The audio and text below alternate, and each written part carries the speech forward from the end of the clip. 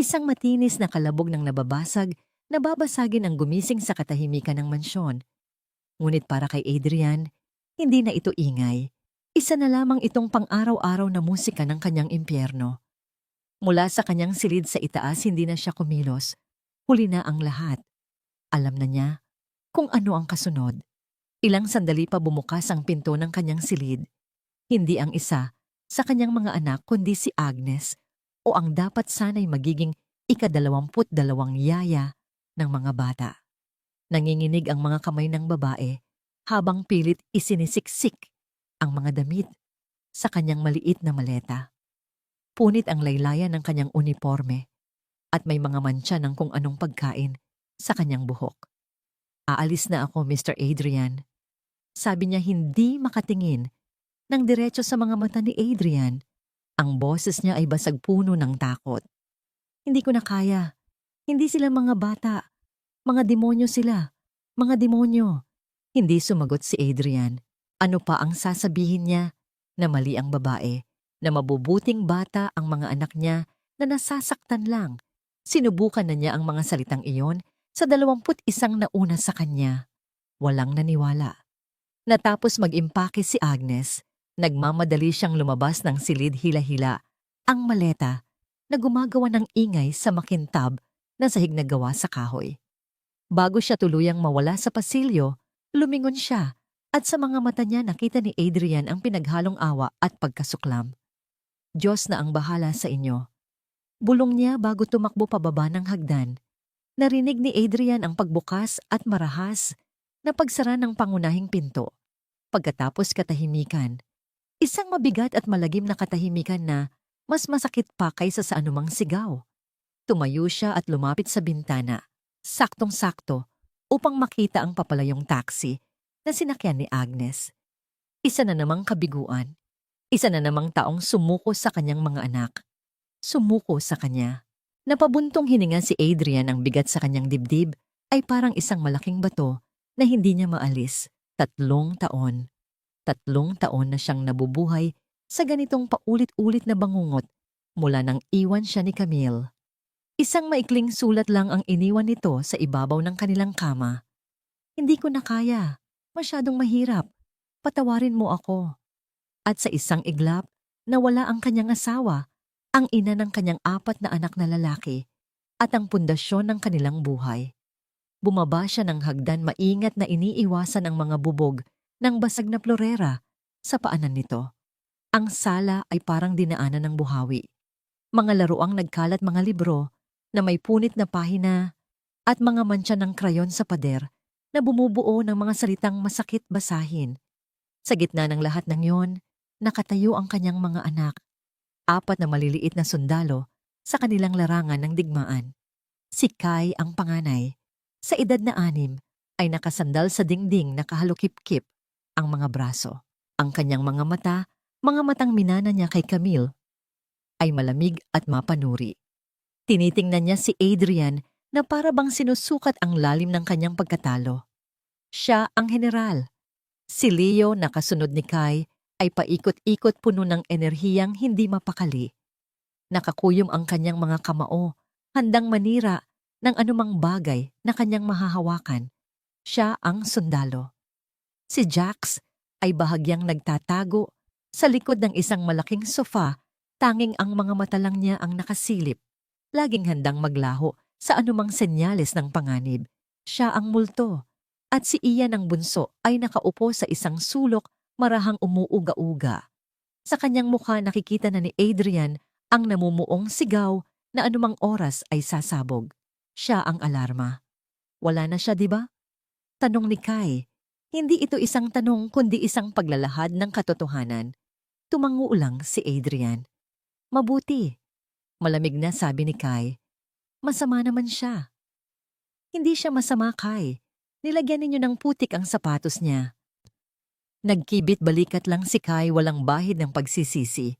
Nararapat lang sa kanya. Bago pa makasagot si Adrian, nagring ang kanyang telepono. Isang tingin sa screen at mas lalong bumigat ang kanyang pakiramdam. Lourdes, ang kanyang biyenan, ang ina ni Camille. Kailangan kong sagutin to, sabi niya sa mga bata.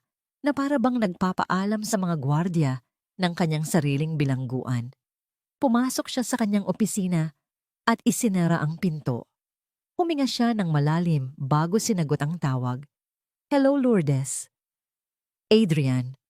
Ang boses sa kabilang linya ay malamig at matalas na tila bawat salita ay may kasamang lason. "Tumawag sa akin si Agnes, ang ika-22. Sinabi niya ang lahat." Napapikit si Adrian. "Lourdes, pakiusap.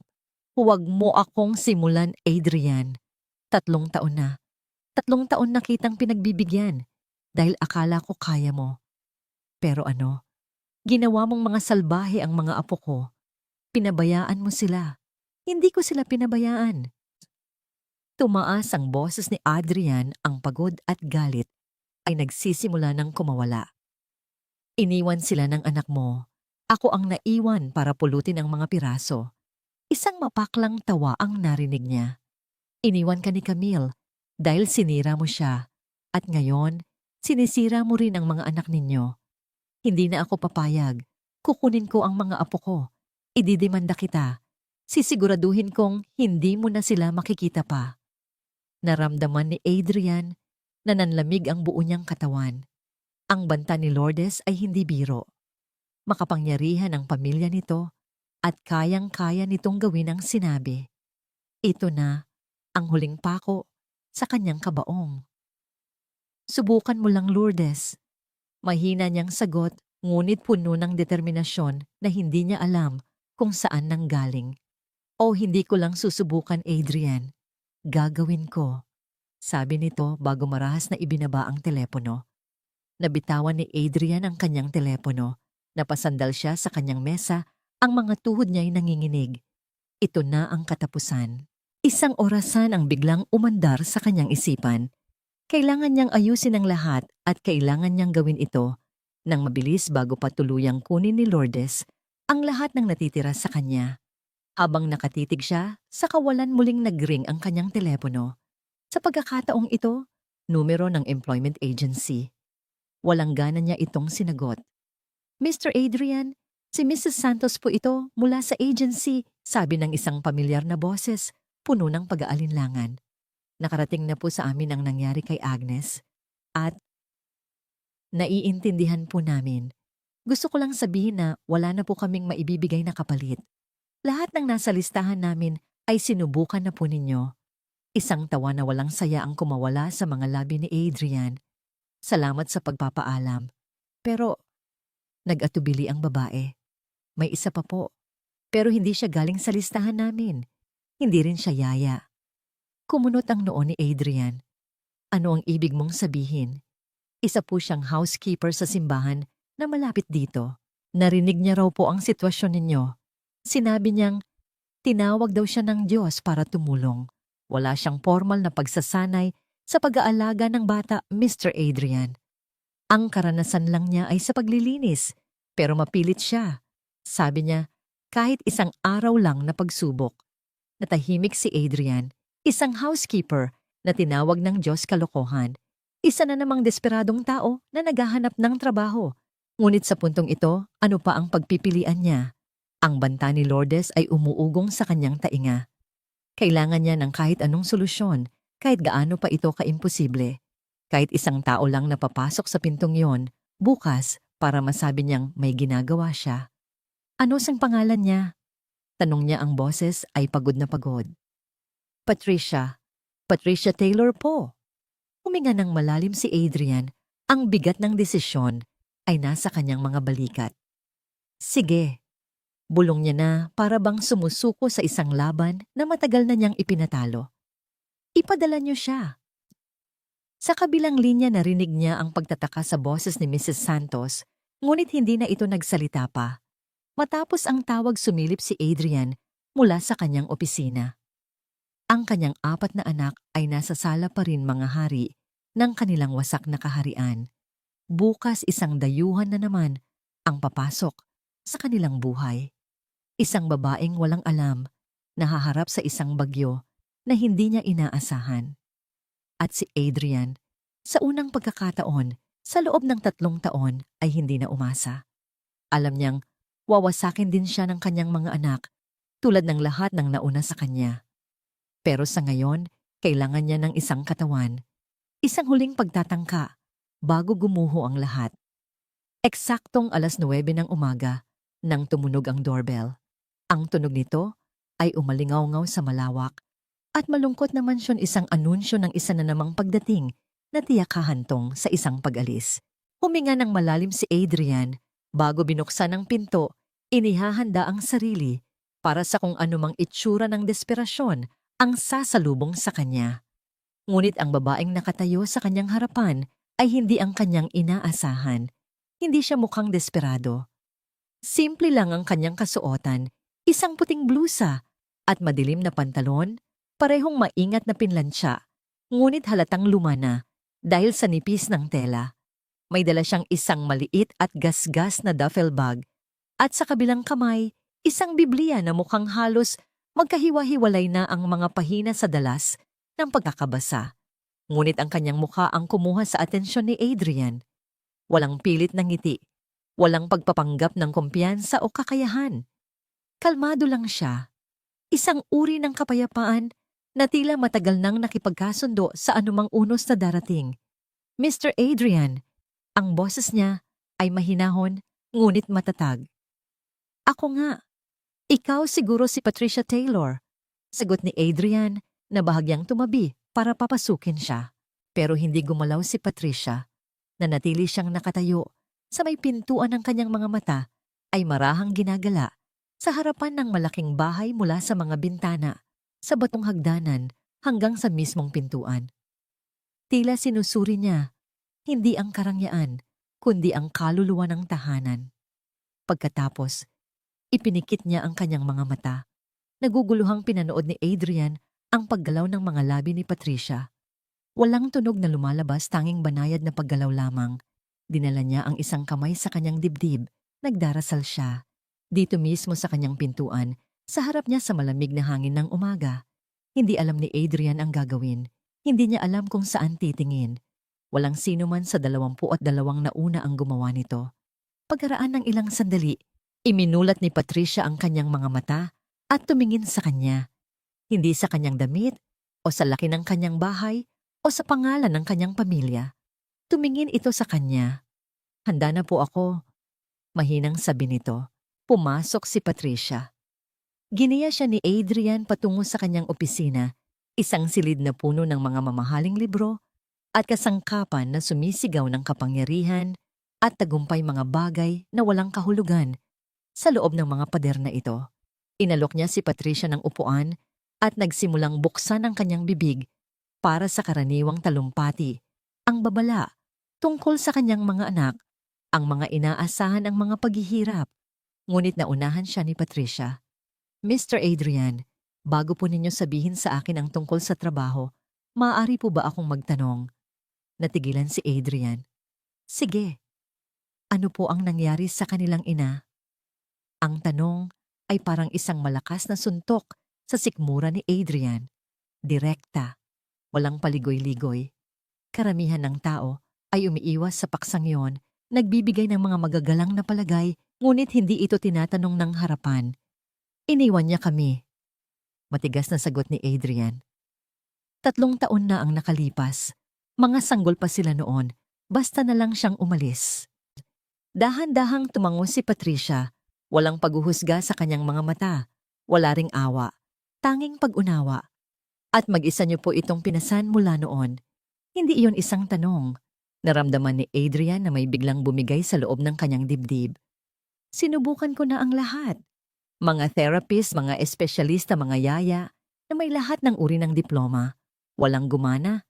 Ang mga anak ko ay... Napatigil siya, kinasusuklaman ang mga salitang sasabihin, ngunit kailangang bigkasin. Ang mga anak ko ay hindi makontrol. Bago pa man makasagot si Patricia, isang malakas na kalabog ang umalingaw-ngaw mula sa itaas, sinundan ng tunog ng nababasag na salamin. At pagkatapos, ang pamilyar na hiyawan ni Leo. Kay kinuha mo na naman akin yan. Isa pang kalabog. At nagsimula na nang umiyak si Ian, isang iyak na alam ni Adrian ay simula pa lamang ng isang mahabang sigawan. Napapikit si Adrian sa pagod. Sila yon. Alam ko po, sabi ni Patricia. Tumayo siya, inayos ang kanyang blusa at kinuha ang kanyang Biblia. Hindi siya natinag. Hindi siya nagpakita ng takot. Gusto mo bang tumakbo muna? May halong panunuya sa boses ni Adrian. Tumingin si Patricia sa kanya gamit ang mga matatag niyang mata. Mr. Adrian, hindi po ako pumarito para tumakbo. Pumarito po ako para manatili. At sa paraan ng pagkakasabi niya noon, sa unang pagkakataon, sa loob ng mahabang panahon naramdaman ni Adrian ang isang bagay na halos nakalimutan na niya pag-asa. Sabay silang naglakad, patungo sa ingay, patungo sa kaguluhan. Ang playroom ay mukhang binagsakan ng bomba. Ang mga laruan ay nagkalat na parang mga nasawi sa isang digmaan. Ang mga libro ay pinunit, ang mga pahinay nakakalat. Ang mga kurtina ay binatak pababa mula sa pagkakasabit. Isang lampara ang nakatumba. At sa mga pader nakasulat, gamit ang itim na krayon ang mga salitang umalis ka. Sa gitna ng lahat ng ito, naghihintay ang 4 na magkakapatid na kapormasyon. Si Kai sa harapan nakahalukip-kip. Si Leo sa tabi niya nakakuyom ang mga kamao. Si Jax kalahating nagtatago sa likod ng isang nakatumbang upuan. At si Ian sa likuran, humihinga ng malalim handa nang magpakawala ng isang nakabibinging sigaw. Ginawa na nila ito ng 22 beses. Ang pagtatanghal para takutin ang bagong dating. Magsasalita na sana si Adrian, mga anak ito si... Ngunit nilampasan siya ni Patricia. Dahan-dahan siyang pumasok sa silid. Hindi takot, hindi galit. Tiningnan niya ang lahat ng sira, ang punit na libro, ang mga salita. Sa pader, ang 4 na maliliit na mukha na nakatitig sa kanya, hinahamon siyang husgahan sila. At pagkatapos ngumiti siya. Hindi isang pekeng nangiti, hindi isang nerbiyosong nangiti. Isang totoong nangiti, puno ng init na parabang pumasok siya sa isang magandang lugar sa halip na isang wasak. Sumimangot si Kai. Anong nanginingiti-ngiti mo dyan? Kayo. Simpleng sagot ni Patricia. Hindi kami nakakatuwa. Sigaw ni Leo. Salbahe kami, lahat sila, yan ang sabi. Bahagyang tumagilid ang ulo ni Patricia. Kung ganoon siguro hindi sila tumitingin ng maigi. Ang hininga ni Ian ay nagbabadya na. Ang sigaw ay malapit na. Ngunit gumawa si Patricia ng isang bagay na pumigil sa lahat. Lumuhod siya. Doon mismo, sa maruming sahig sa gitna ng mga basag na laruan, ibinaba niya ang kanyang sarili sa kanilang level. Pantay. Una niyang tiningnan si Kai. Tinitigan niya ito na tila nakikita niya ang takot sa likod ng matigas na anyo. Sunod si Leo lampas sa galit. Si Jax lampas sa pagtatago. At si Ian lampas sa sigaw na pinipigilan. Hindi kayo problema. Mahinang sabi niya. Hindi kayo masyadong sira at hindi kayo mahirap mahalin. Ang mga salita ay lumutang sa hangin. Ang mga braso ni Kai ay bahagyang bumaba. Hindi mo kami kilala, sabi niya. Hindi pa sang-ayon ni Patricia. Pero gusto kong makilala kayo. Ibinuka ni Ian ang kanyang bibig. Lalabas na ang sigaw. Ngunit bago pa man may lumabas na tunog, nagsimulang magham si Patricia. Mahina banayad, isang lumang uyayi, ang uri ng kantang naririnig mula sa mga lola, ang tunog ng kaligtasan. Dahan-dahan siyang tumayo patuloy sa pagham at nagsimulang pulutin ang mga laruan isa-isa. Walang pagmamadali, walang pagkataranta. Tanging tuloy-tuloy na pagkilos at ang mahinang walang takot na tunog. Nanatiling bukas ang bibig ni Ian ngunit walang sigaw na lumabas. Nakatitig ang magkakapatid. Walang sino man ang nagham noon.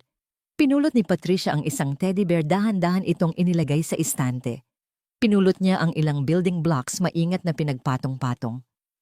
Sa tingin ko magulo ang silid na ito, sabi niya, sa pagitan ng kanyang pagham, dahil magulo ang mga puso ninyo. At ayos lang yon. Ang magulong puso ay kailangan lang ng panahon at pagmamahal para luminis muli. Bahagyang lumuwag ang pagkakakuyom ng mga kamao ni Leo. Humakbang si Jax palabas mula sa likod ng upuan. Si Kai ay nanatiling nakatayo, nakatitig sa kanya na may kakaibang kislap sa kanyang mga mata. Isang kislap na parang pag-asang pilit na nabubuhay. Matapos ang ilang sandali, lumapit si Ian kay Patricia. Inabot niya ang isang maliit na kamay at hinawakan ang laylayan ng kanyang damit, sinusubok kung siya ay totoo. Tumingin si Patricia sa kanya at ngumiti. Hello, bunso. Mula sa may pintuan, pinanood ni Adrian ang isang bagay na hindi pa niya kailanman nasaksihan. Ang kanyang mga anak ay nakikinig. Ang 4 na magkakapatid ay nakatayo nakatingin kay Patricia litong-lito. Sa kauna-unahang pagkakataon, may isang taong hindi sumigaw, hindi nagalit at hindi tumakbo palayo. Sa halip lumuhod ito, kumanta at tinawag na maganda ang kanilang kaguluhan. Ang kanilang pinakamatinding sandata, ang kanilang galit, ay biglang naging walang silbi. Nakatingin sila sa babaeng ito at sa kanilang mga isipan, iisang tanong lang ang umiikot. Sino siya? Kinabukasan ng amoy ng sinangag at pritong itlog. Ang gumising kay Adrian, hindi ang karaniwang tunog ng sigawan at basagan. Dahan-dahan siyang bumaba at natagpuan niya si Patricia sa kusina, mahinahong naghahanda ng almusal na parabang ginagawa na niya ito sa bahay na yon sa loob ng maraming taon. Isa-isang nagsidatingan ang mga bata, hindi dahil tinawag, kundi dahil sa mabangong amoy na kumakalat sa buong kabahayan. Umupo sila sa kani-kanilang silya sa malaking hapagkainan, tahimik at nagmamasid. Bawat galaw ni Patricia ay kanilang sinusuri, naghihintay ng pagkakamali ng anumang senyales na ang kabaitang ipinapakita nito ay isa lamang palabas. Inilapag ni Patricia ang mga plato sa kanilang harapan. Simpleng almusal lang, mainit at malinaw na inihanda ng may pag-iingat. Naglagay din siya ng isang tasa ng mainit na kape sa harap ng bawat isa, kahit na para sa mga bata ay gatas na may tsokolate ang laman. Si Leo, na kanina pa hindi mapakali sa kanyang upuan, ay tumingin sa kanyang mga kapatid na may isang tusong nangisi. Habang nakatalikod si Patricia para kumuha ng tubig, mabilis niyang binuksan ang lalagyan ng asin at walang tunog na binudburan ang tasa ng kape nito.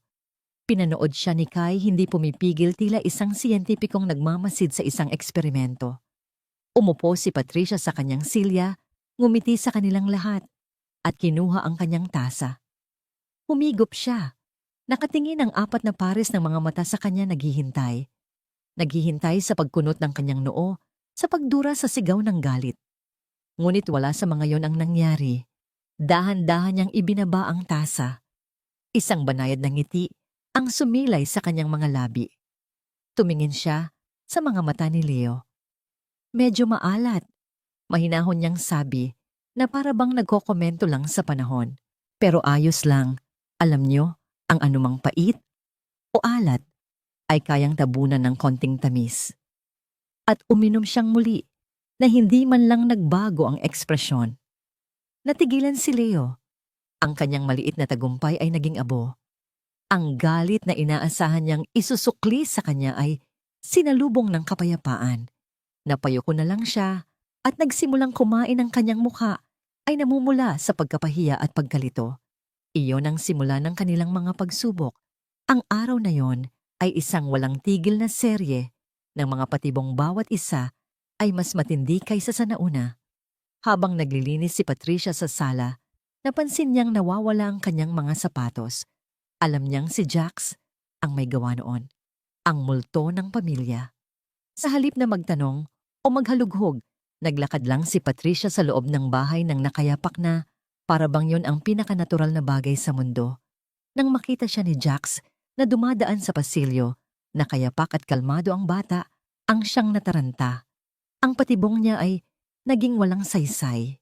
Pagkatapos ng tanghalian nang pumasok si Patricia sa kanyang silid, para magpahinga sandali, isang malaking gagambang gawa sa plastik ang nakabitin mula sa kanyang unan, umuuga-uga sa hangin. Isang klasikong patibong ni Kai, idinisenyo para magdulot ng takot at gulat. Dahan-dahang kinuha ni Patricia ang pekeng gagamba. Hindi siya sumigaw. Tiningnan niya ito ng may pagkamangha. Alam mo, sabi niya sa laruan, kung minsan ang mga bagay na kinatatakutan natin ay mas takot pa sa atin.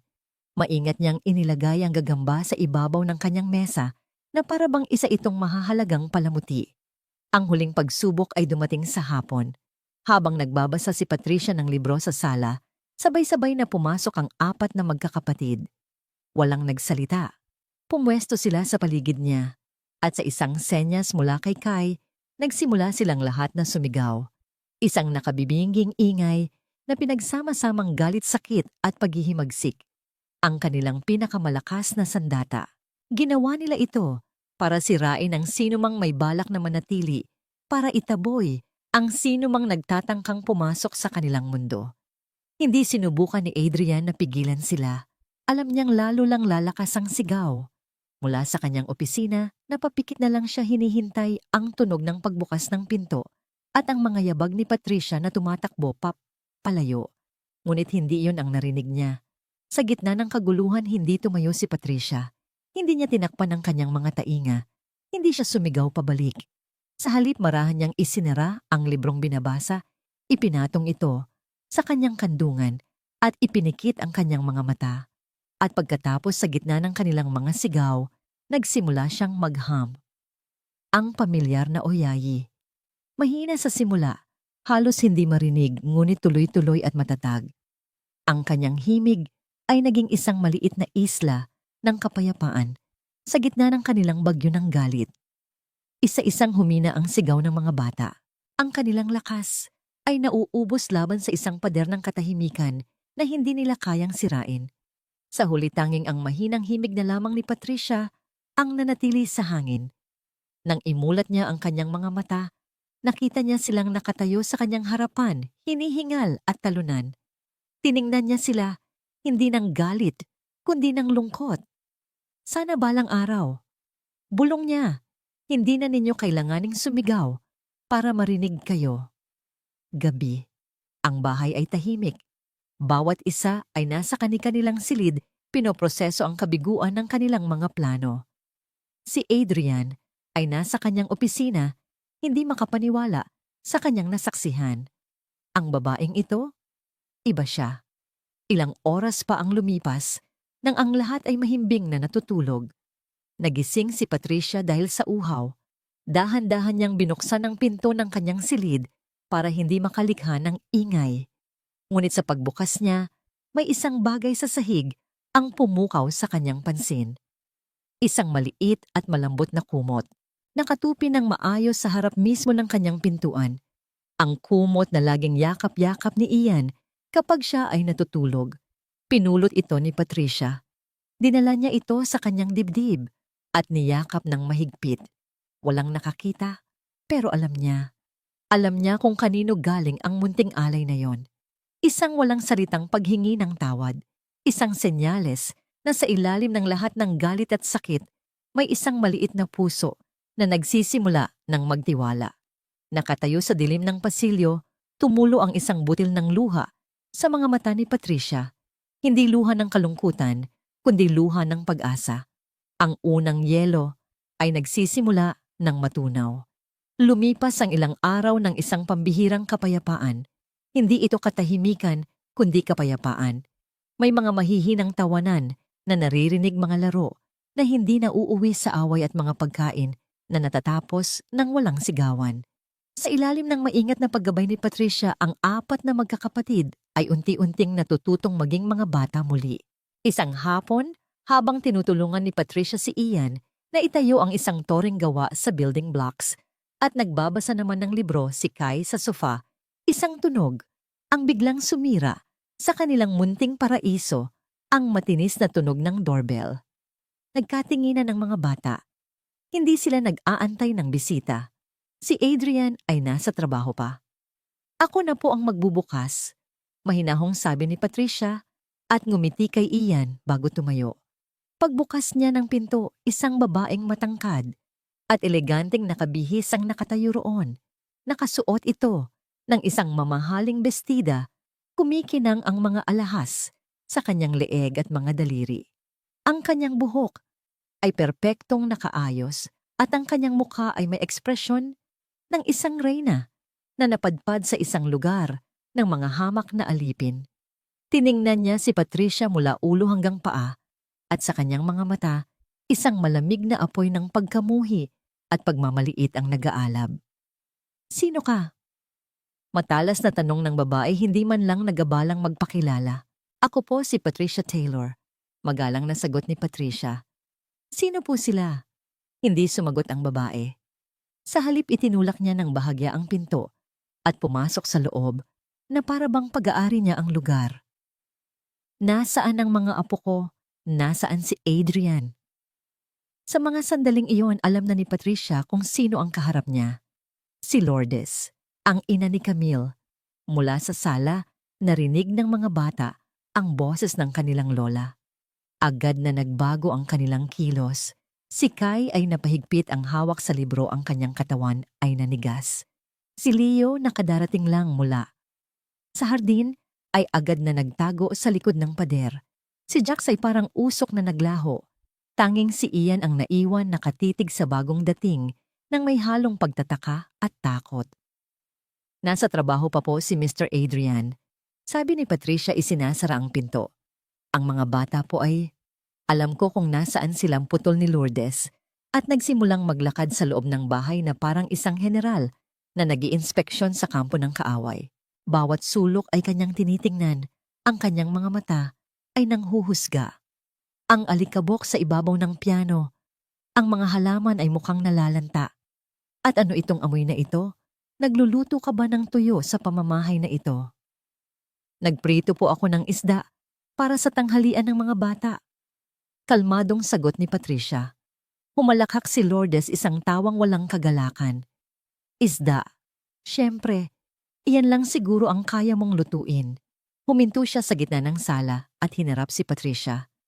Hindi ko alam kung anong salamangka ang ginamit mo sa anak-anakan ko para papasukin ka rito, pero linawin natin ang isang bagay. Isa ka lang katulong, isang tagalinis. Wala kang karapatan sa mga apo ko. Sa itaas ng hagdanan, lihim na nanonood ang mga bata. Naririnig nila ang bawat salita. Nakikita nila ang pagmamaliit sa mukha ng kanilang lola. Ang tungkulin ko po rito ay alagaan sila. Matatag na sabi ni Patricia, hindi natitinag sa mga masasakit na salita. Alagaan, pero muling tumawa si Lourdes. Isang babaeng walang pinag-aralan, walang karanasan, at mukhang napulot lang sa kung saang simbahan ang mag-aalaga sa mga apo ko. Huwag mo akong patawanin. Alam ko ang mga katulad mo. Ginagamit ninyo ang inyong mga drama para makakuha ng awa, para makapasok sa buhay ng mayayaman. Pero tapos na ang palabas mo. Wala po akong hinihinging awa, Ginang Lourdes. Narito po ako para sa mga bata. Ang kalmadong sagot ni Patricia ang tila mas lalong nagpagalit kay Lourdes. Lumapit ito sa kanya, ang mukha ay isang maskara ng galit. Huwag na huwag mong babanggitin ang pangalan ko. Para sa iyo ako ay madam, at ang mga batang yon ay dugo ng dugo ko. Hindi ko hahayaang mahawakan sila ng mga maruruming kamay na tulad ng sayo. Ang mga kamay ko po ay malinis dahil sa pagtatrabaho ng marangal. Sagot ni Patricia, ang kanyang boses ay nananatiling mahinahon ngunit may diin. Ang pagmamahal po ay hindi nasusukat sa dami ng pera o sa taas ng pinag-aralan. Nasusukat po ito sa puso. Iyon na ang huli. Ang pagbanggit sa salitang puso mula sa isang hamak na katulong ay isang direktang insulto para kay Lourdes. Ang kanyang pagtitimpi ay sumabog. Mabilis niyang dinampot ang isang baso ng tubig mula sa mesang nasa tabi niya. Walang hiya ka, sigaw niya. At sa isang mabilis na kilos, ibinuhos niya ang laman ng baso sa muka at damit ni Patricia. Tumalsik ang malamig na tubig. Tumulo ito mula sa buhok ni Patricia pababa sa kanyang muka at binasa ang kanyang puting blusa. Hindi siya kumilos, hindi siya sumigaw. Nanatili lang siyang nakatayo roon, basang-basa nakatitig kay Lourdes. Ang kanyang mga mata ay puno ng lungkot, hindi para sa sarili, kundi para sa babaeng nasa harapan niya. Sa itaas ng hagdanan, napasinghap ang mga bata. Nakita ni Kai ang lahat. Nakita ni Leo ang kawalang katarungan at ang kanyang mga kamao ay kumuyom ng mahigpit na halos mamuti na. Sa eksaktong sandaling iyon, bumukas ang pangunahing pinto.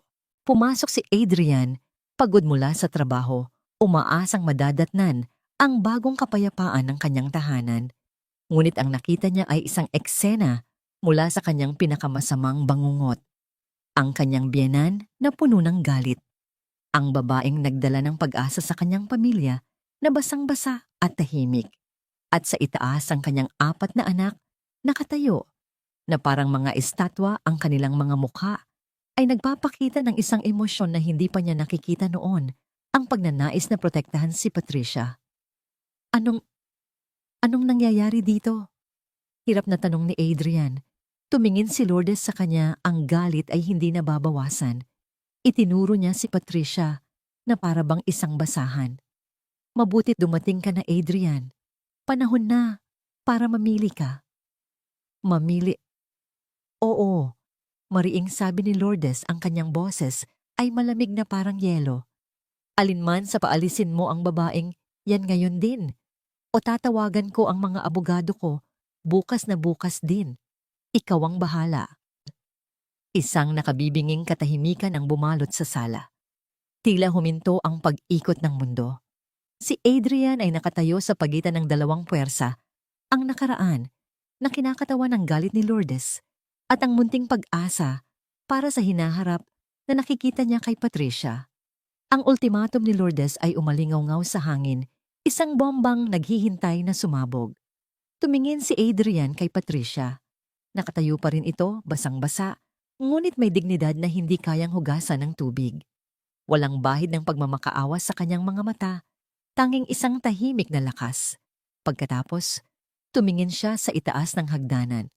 Nakita niya ang kanyang mga anak, ang kanilang mga muka, ang matigas na panga ni Kai, ang nagniniingas na mga mata ni Leo, ang takot sa mukha ni Jax, ang nanginginig, na labi ni Ian ay nagsasabi ng isang kwentong hindi pa niya nakikita dati.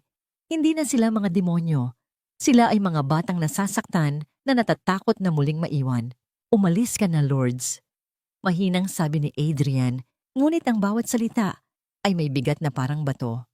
Nanlaki ang mga mata ni Lourdes sa gulat. Ano ang sinabi mo? Sinabi ko umalis ka na, ulit ni Adrian. Mas malakas na ngayon. Lumakad siya at tumayo sa tabi ni Patricia, isang kilos ng pagpanig na mas malinaw pa sa anumang salita. Tapos na ang pagdidikta mo sa buhay namin. Ito ang bahay ko. Ito ang pamilya ko. Pamilya? Isang mapaklang tawa ang kumawala kay Lourdes. Ang babaeng yan, isang basahan. At ang mga batang yan na ginawa mong mga halimaw. Adrian, nawawala ka na sa sarili mo. Hindi mariing sagot ni Adrian.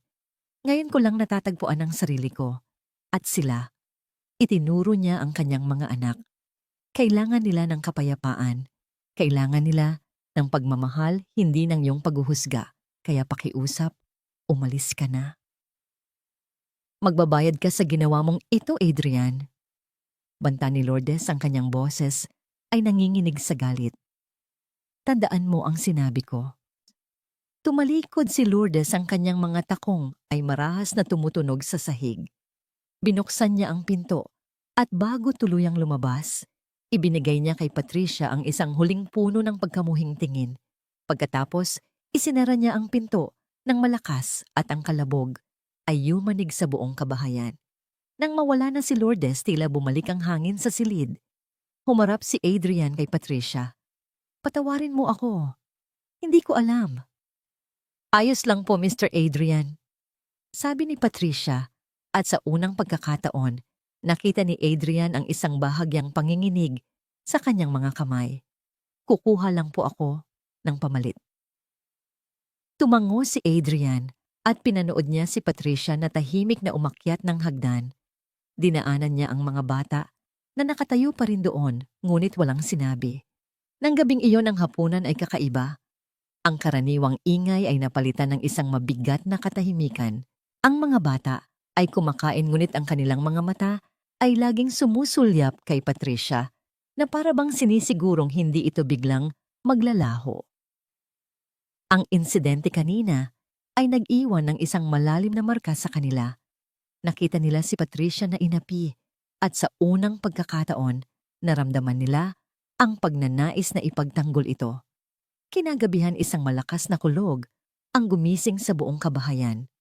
Sinundan ito ng malakas na buhos ng ulan. Sa kanyang silid, napabalikwas si Adrian, iniisip kung magigising ang mga bata.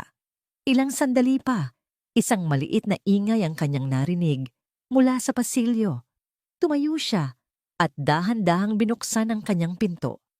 Sa dilim, naaninag niya ang isang maliit na anyo na tumatakbo hindi patungo sa kanyang silid, gaya ng dati kapag may bagyo kundi patungo sa kabilang direksyon.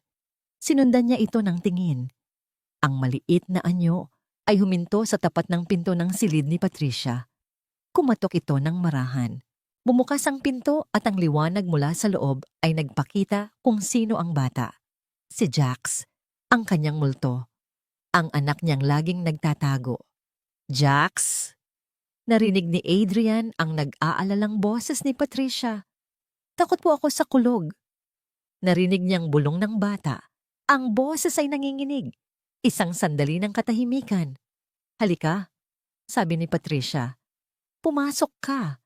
Dito ka muna sa tabi ko hanggang sa makatulog ka. Nakita ni Adrian ang pagpasok ni Jack sa silid.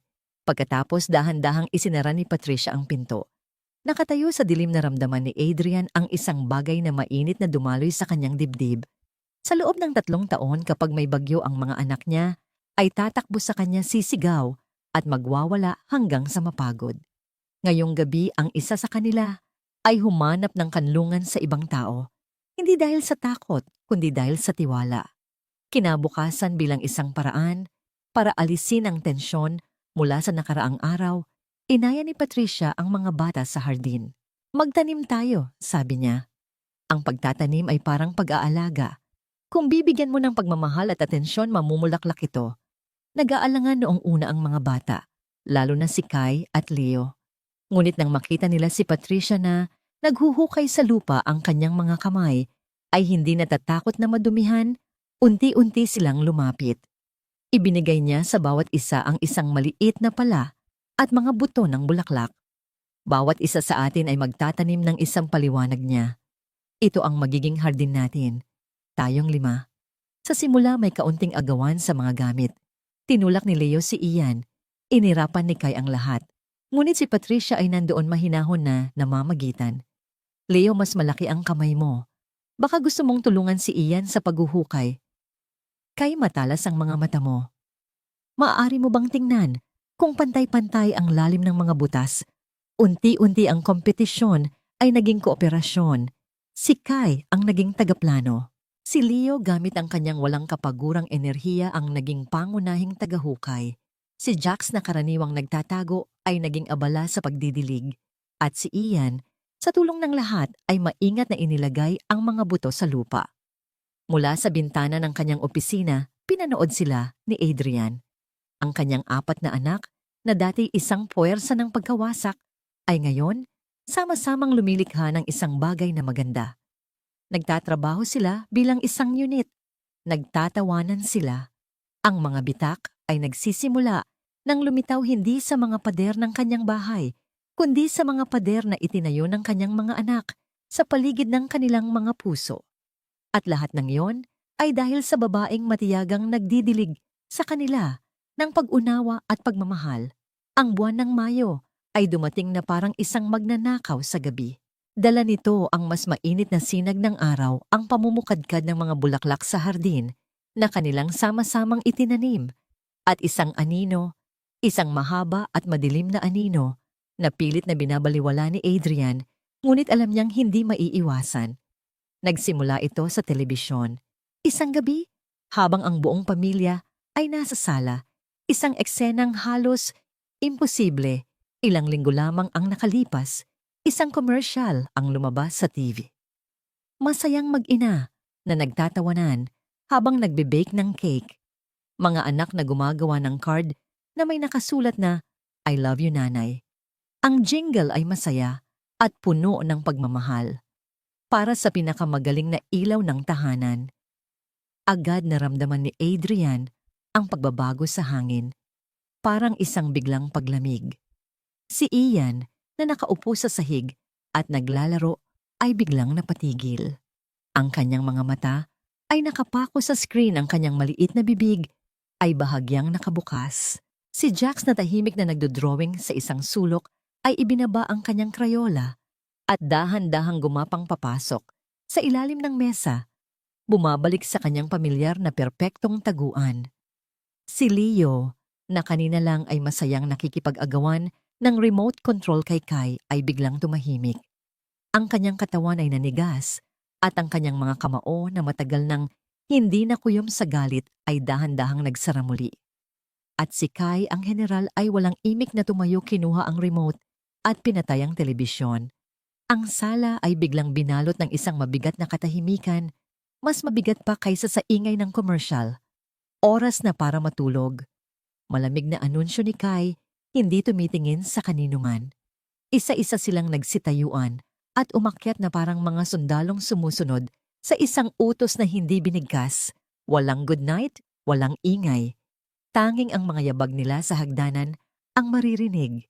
Naiwan si Adrian at Patricia sa sala, nakaupo sa gitna ng biglaang kawalan. Araw ng mga ina, bulong ni Adrian, na para bang ang pagsambit sa mga salitang iyon ay isang sumpa. Tumingin si Patricia sa kanya, ang kanyang mga mata ay puno ng pag-unawa at lungkot. Hindi po nila siya naaalala ng malinaw, pero naaalala po nila ang pakiramdam ng kawalan. At iyon po ang mas masakit. Ang mga sumunod na araw ay isang mabagal na pagbabalik sa dati. Ang mga maliliit na tagumpay na kanilang nakamit ay tila unti-unting binubura. Ang mga bitak sa pader ng kanilang mga puso ay tila muling nagsasara. Nagsimulang muling maging bugnutin si Leo. Isang araw nakita niya ang tsokolateng ibinigay ni Patricia kay Ian. Sa isang iglap ng selos at galit na hindi niya maintindihan, inagaw niya ito at tinapon sa basurahan. "Hindi ka namin, nanay." Sigaw niya kay Patricia nang subukan nitong mamagitan. "Huwag kang umarteng, nanay ka namin." Si Kai naman ay naging mas tahimik at mas mapanuri. Laging nakamasid, laging naghihintay. Ipinakita niyang muli ang kanyang malamig na panlabas na anyo, na para bang ang pagiging malambot ay isang kahinaan na hindi niya kayang bayaran. Ngunit ang pinakamasakit para kay Adrian ay ang pagbabago kay Jax at Ian. Si Jax ay halos hindi na lumalabas sa kanyang mga taguan. Si Ian naman ay muling nagsimulang umiyak sa gabi, mga iyak na mahihina at puno ng kalungkutan. Isang gabi na datnan ni Adrian si Patricia sa hardin. Gabi na, ngunit naroon pa rin siya, tahimik na nag-aalis ng mga damo sa paligid ng mga bulaklak na itinanim nila. Ang liwanag ng buwan ang tanging ilaw niya. Bumabalik sila sa dati. Sabi ni Adrian, ang kanyang boses ay puno ng pagkabigo. Lahat ng pinaghirapan natin, nasasayang lang. Hindi tumigil si Patricia sa kanyang ginagawa. Hindi po sila bumabalik sa dati, Mr. Adrian.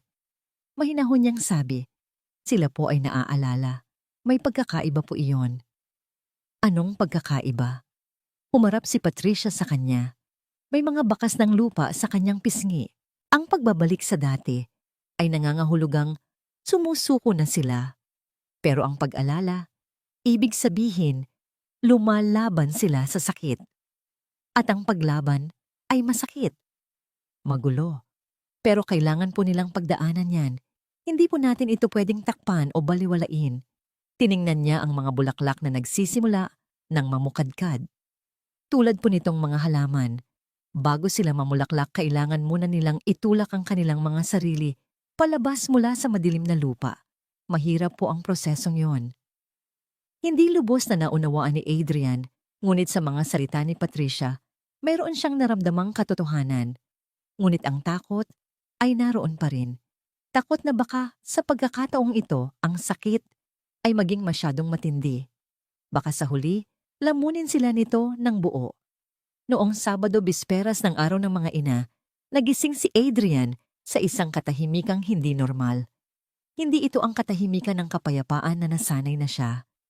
Ito ang katahimikan bago ang isang malakas na bagyo. Ang uri ng katahimikan na nagbabadya ng panganib. Bumangon siya, isang masamang premonisyon ang gumagapang sa kanyang dibdib. Naglakad siya sa pasilyo. Ang mga pinto ng silid ng kanyang mga anak ay sarado lahat. Ngunit ang pinto ng silid ni Patricia, bahagyang nakabukas. Isang malamig na takot ang biglang kumalat sa kanyang ugat. Dahan-dahan siyang naglakad palapit. Sumilip siya sa siwang. Ang nakita niya ay nagpatigil sa kanyang paghinga. Hindi niya nakita si Patricia. Ang nakita niya ay kaguluhan, mga damit na nagkalat, isang unan na may hiwa, at sa gitna ng sahig ang 4 niyang anak na lalaki. Nakatayo sila roon, hindi gumagalaw, na para bang nasa gitna sila ng isang ritual. At sa mga kamay ni Kai, hawak nito ang pinakamahalagang pag-aari ni Patricia. Ang kanyang luma at gasgas na Biblia. Dahan-dahan sa harap ng kanyang mga kapatid, itinaas ni Kai ang libro. At sa isang marahas na kilos na puno ng lahat ng kanilang pinagsama-samang sakit at galit, sinimulan niyang punitin ang mga pahina isa-isa. Ang tunog ng bawat napupunit na pahina ay parang isang putok ng baril sa nakabibinging katahimikan. Para kay Adrian, na nakatayo sa may pintuan ng bawat tunog, ay isang saksak sa kanyang puso. Pinanood niya hindi makagalaw habang ang mga salitang nagbigay ng lakas kay Patricia ay isa-isang winawasak ng kanyang panganay na anak. Ang mga piraso ng papel ay lumilipad sa hangin na parang mga puting paru-paro ng kamatayan bago dahan-dahang bumabagsak sa sahig na nagkalat na. Ang 4 na bata ay nakatayo sa gitna ng kanilang nilikhang kaguluhan. Ang kanilang mga dibdib ay mabilis na tumataas baba. Ang kanilang mga mukha ay mga maskara ng matinding emosyon. Si Kai, na may hawak sa gulugod ng sirang libro, ay may mga luha sa kanyang mga mata, ngunit ang kanyang panga ay matigas sa determinasyon. Ang mga kamao ni Leo ay duguan dahil sa paulit-ulit na pagsuntok sa pader. Si Jax ay nanginginig sa isang sulok, ang kanyang mga mata ay malwild sa takot. At si Ian ay sumisigaw, ngunit hindi ito ang karaniwang sigaw ng isang bata. Ito ay isang sigaw ng dalisay, na pighati isang tunog, na nagmumula sa isang lugar na wasak. Sa gitna ng lahat ng ito, lumabas si Patricia mula sa banyo, marahil ay katatapos lang maligo. Nakasuot siya ng isang simpleng bestida, ang kanyang buhok ay basa pa. Natigilan siya. Ang kanyang mga mata ay mabilis na ginapang ang eksena, ang nagkalat na damit, ang punit na unan, ang kanyang 4 na alaga, na nasa gitna ng isang emosyonal na bagyo, at sa huli, ang mga piraso ng kanyang Biblia na nakakalat, na parang niyebe sa sahig. Nakita ni Adrian ang sakit na dumaan sa mukha ni Patricia. Isang mabilis matinding kislap ng pighati, ngunit mabilis itong nawala, pinalitan ng isang bagay na mas malalim. Aalis ka rin? Sigaw ni Kai, ang kanyang boses ay basag dahil sa mga luhang pinipigilan. Itinapon niya ang natitirang bahagi ng libro sa sahig. Lahat sila umaalis. Aalis ka rin tulad niya. Masasama kami. Dagdag ni Leo, ang kanyang mga salita ay halos hindi maintindihan dahil sa kanyang mga hikbi. Kaya niya tayo iniwan, kaya lahat sila umaalis. Sa wakas ay nakakilos si Adrian. Pumasok siya sa silid, handang sumigaw, handang parusahan ang kanyang mga anak para sa kalapastangan ng ito. Handang protektahan si Patricia mula sa kanila. Ngunit bago pa man may lumabas na salita sa kanyang bibig, itinaas ni Patricia ang isang kamay. Isang simpleng kilos na pumigil kay Adrian. At pagkatapos, gumawa siya ng isang bagay na hindi kailanman inaasahan ni Adrian, isang bagay na sumira sa lahat ng nalalaman niya tungkol sa galit at kapatawaran. Dahan-dahan siyang naupo, doon mismo sa sahig, sa gitna ng lahat ng pagkawasak, sa gitna ng lahat ng punit na pahina at nagkalat na damit at mga basag na bagay. Hindi siya sumigaw, hindi siya umiyak sa galit, hindi siya umalis, umupo lang siya. At pagkatapos nagsimula siyang umiyak kasama nila. Hindi ito mga luhang galit.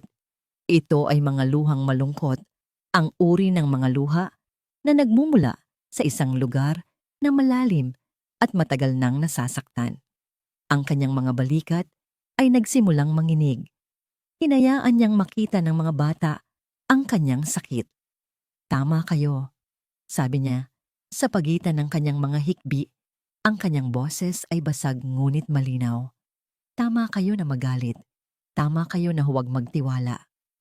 Natigilan ang mga bata. Ang sigaw ni Ian ay humina at naging isang mahinang pag-iyak. Ang panginginig ni Jax ay bahagyang humupa. Si Leo ay napatingin sa kanya litong-lito at si Kai, ang matigas na anyo ni Kai, ay nagsimulang gumuho. Ang pag-alis ng mama ninyo, patuloy ni Patricia bawat salita ay mabigat, ay hindi dahil sa masama kayo. Minsan ang mga matatanda ay nasisira rin at kapag nasira sila, ang mga bata ang nagbabayad ng halaga. Pero hindi nyo yun kasalanan. Hindi kailanman naging kasalanan ninyo. Ang mga binti ni Kai ay bumigay.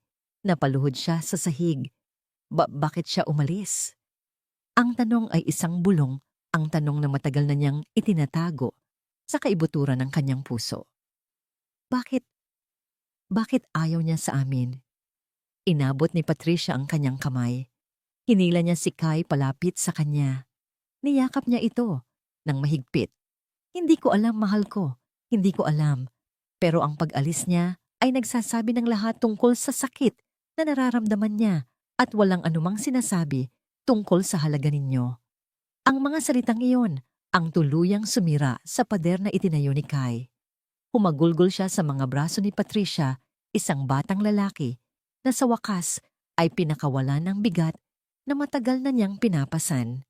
Si Ian na nakakita nito ay gumapang palapit at yumakap sa kandungan ni Patricia. Ang kanyang maliliit na kamay ay kumapit sa damit nito na parang isang angkla. Sumunod si Jax na upo sa tabi niya, ang kanyang ulo ay isinandal sa balikat nito. At sa huli, si Leo na may mga kamay na duguan at nanginginig ay dahan-dahang lumapit at bumagsak sa kabilang balikat ni Patricia. Ang kanyang galit ay tuluyan ng natunaw at naging purong pighati.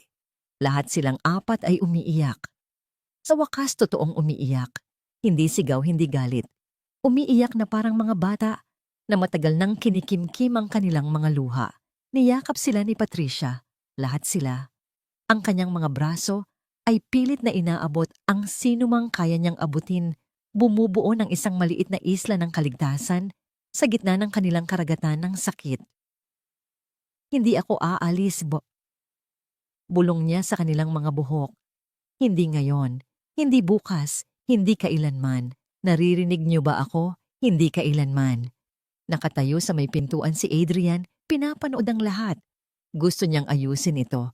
Gusto niyang gawing mas maayos ang lahat. Gusto niyang alisin ang sakit nila. Ngunit hindi niya kaya. Tanging si Patricia lang ang may kaya dahil hindi niya sinusubukang ayusin sila. Handa siyang maupo sa gitna ng sakit kasama nila hanggang sa sila mismo ang maging handa na tumayo muli. Nanatili sila sa ganoong posisyon ng matagal. Si Patricia at ang apat na bata sa sahig napapaligiran ng mga punit na pahina at mga sirang bagay. Sa wakas, sa gitna ng kanilang mga hikbi, nagsalita si Kai. Sinira namin ang Biblia mo. Alam ko, sagot ni Patricia. Galit ka ba? Hindi, mahal ko. Malungkot ako, pero hindi sa inyo. Hindi na natin ito maaayos. Bulong ni Jax, ngumiti si Patricia sa gitna ng kanyang mga luha. Siguro nga hindi natin ito dapat ayusin. Siguro ang dapat nating gawin ay pulutin ang mga piraso ng magkakasama at tingnan kung ano ang maaari nating buuin mula sa mga natira. Mula sa may pintuan tahimik na tumalikod si Adrian, ang kanyang sariling mga luha ay malayang dumadaloy. Ang kanyang puso ay wasak. Ngunit sa unang pagkakataon, naramdaman niyang nagsisimula na itong gumaling. Kinabukasan, araw ng mga ina, ngunit ang umaga ay hindi nagsimula sa mga pagbati, kundi sa isang marahas na katok sa pinto. Hindi pa man sumisikat ang araw na roon, na si Lourdes ang kanyang mukha ay kasing tigas ng semento, at sa kanyang kamay, hawak niya ang isang makapal na folder na mukhang opisyal. Sa likod niya ay nakatayo ang isang lalaking nakasuot ng barong. Hinarang sila ni Adrian sa may pintuan. Hindi ka pwedeng pumasok dito, Lourdes. Wala kang karapatang pigilan ako. Matigas na sabi ni Lourdes, sinusubukang itulak ang pinto. Dala ko ang mga papeles mula sa aking abogado. Ito ang unang hakbang para makuha ang kustodya ng mga apo ko. May karapatan akong makita sila. Wala kang karapatan. Mariing sagot ni Adrian, itinutulak ang pinto pabalik. Wala kang karapatang guluhin ang kapayapaan sa bahay na ito. Ang kanilang pagtatalo ay gumising sa mga bata. Isa-isa silang lumabas mula sa kanilang mga silid at nagtipon sa itaas ng hagdanan, tahimik na nanonood. Nakita nila ang kanilang ama sa unang pagkakataon na matatag na nakikipaglaban para sa kanila. Kapayapaan. Tumawa si Lourdes ng mapakla. Tingnan mo ang ginawa mo sa kanila, Adrian, mga halimaw. At hinahayaan mo ang isang estranghera na impluwensyahan sila. Hindi ako papayag. Ang estrangherang yan, sabi ni Adrian, ang kanyang boses ay nanginginig sa pinipigilang galit, ay nagpakita ng mas maraming pagmamahal sa mga anak ko sa loob ng ilang linggo kaysa sa ipinakita mo sa buong buhay nila. Nagturo siya sa kanila kung paano muling magtiwala. Samantalang ikaw, ano ang ginawa mo? Hinusgahan mo sila.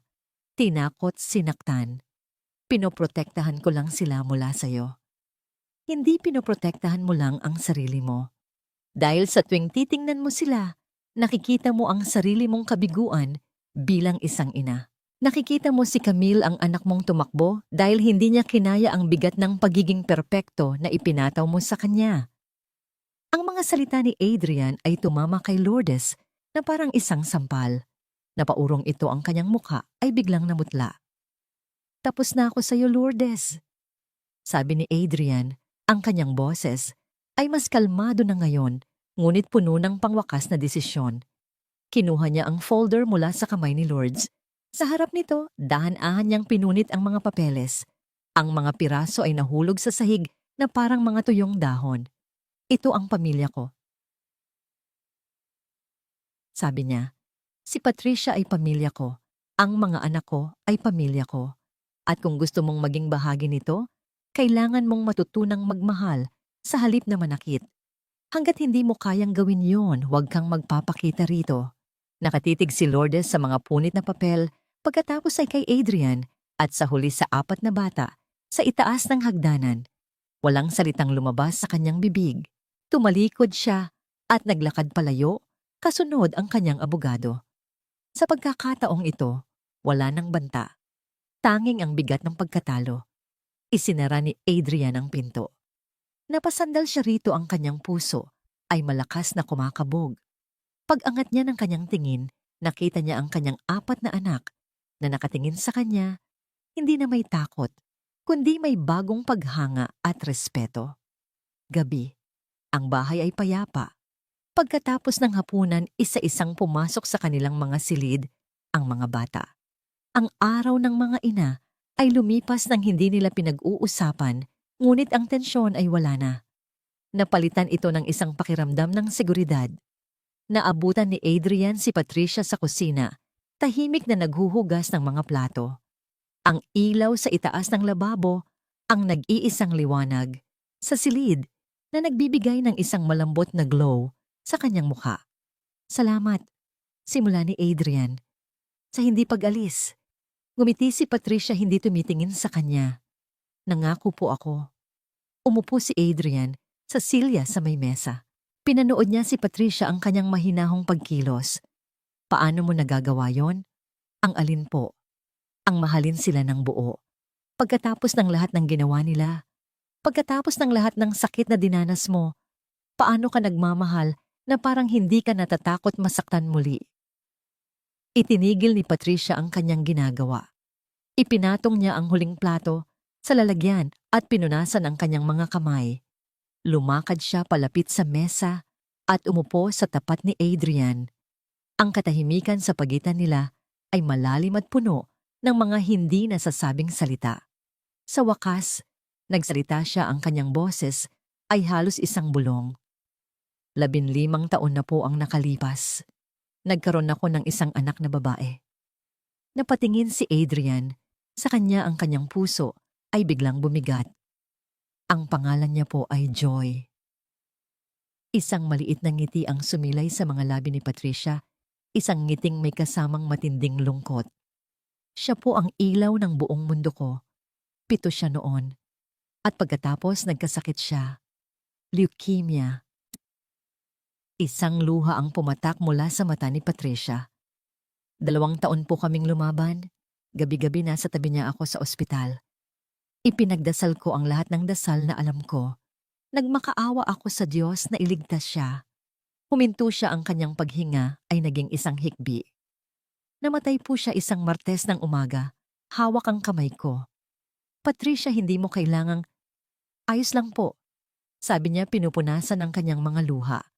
Nang mawala siya, ayaw ko na pong mabuhay. Nawala ang trabaho ko, ang apartment ko. 3 beses ko pong sinubukang tapusin ang lahat. Noong huli, natagpuan ako ng kapatid ko.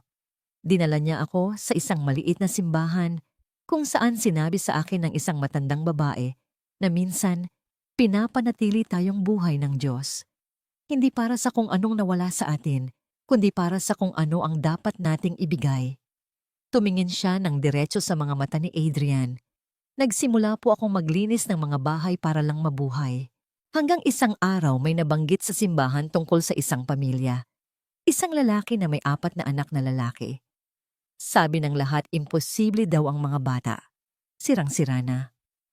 At may isang bagay sa loob ko na nagising. Patuloy niya. Dahil alam ko po ang pakiramdam na tawaging imposible, natingnan na parang masyado ka ng sira para iligtas. At naisip ko baka hindi iniligtas ng Diyos ang aking joy para iligtas ko ang sarili ko. Baka pinanatili niya akong buhay para tulungan kong iligtas ang sa inyo. Hindi makapagsalita si Adrian. Walang salita ang sapat. Hindi po ako pumarito sa kabila ng aking pighati. Mahinang sabi ni Patricia. Pumarito po ako dahil dito. Dahil naiintindihan ko po kung ano ang ibig sabihin ng mawalan ng lahat at kailangan pa ring piliin kung ang pag-ibig ay sulit pa ring isugal. Ang mga luha ni Adrian ay malaya ng dumaloy.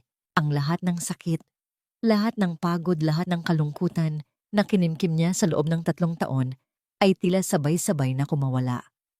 Sa labas ng kusina sa dilim ng pasilyo, nakatayo si Kai. Narinig niya ang lahat. Narinig niya ang kwento ni Joy. Narinig niya ang sakit sa boses ni Patricia. At sa wakas na intindihan niya, hindi sila mga sirang bata na tinutulungan ng isang perpektong tao.